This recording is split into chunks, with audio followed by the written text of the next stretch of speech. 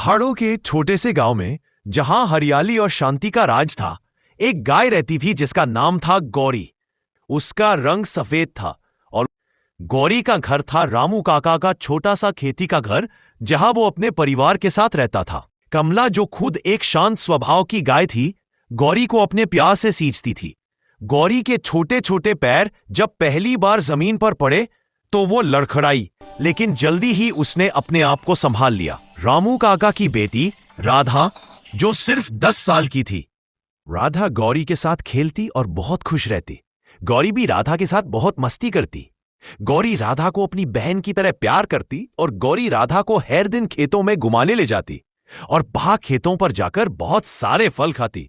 और खेत से आते समय राधा गौरी की पीठ पर बैठकर आती।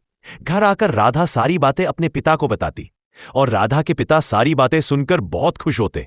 फिर बाघ गौरी और राधा को अपने साथ बाजार घुमाने ले जाते। गौरी और राधा को बहुत सारी मिठाइयां खिलाकर लेते और फिर गौरी और राधा घर आकर अपने अपने दोस्तों को बताते कि हम लोग बाजार गए थे और बहुत सारी मिठाइयां खाकर आए थे।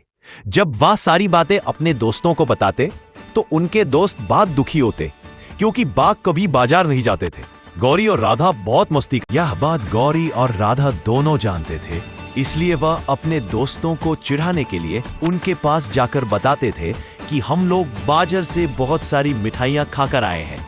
और उनके दोस्त यह सारी बातें सुनकर अपने घर जाते और रोने लगते। गौरी और राधा दोनों उनको चुपके से देखते और बहुत खुश होते, क्योंकि उन दोनों के दोस्त भी उन दोनों का मजाक उड़ाते थे। क्योंकि राधा गौरी के साथ खेलती थी तो वह कहती थी कि तुम एक गाय के साथ खेल रही हो। यह बात सुनकर राधा को बहुत गुस्सा आ जाता और राधा घर पर जाकर रोने लगती। इस वजह से उन दोनों ने एक प्लान बनाया और उन्होंने यह बात अपने दोस्तों को चिढ़ाने के लिए बताए। इसे उन सभी लोगों को सबक मिल गया। इन्हें दोनों के लिए लाइक और सब्सक्राइब तो बनता है।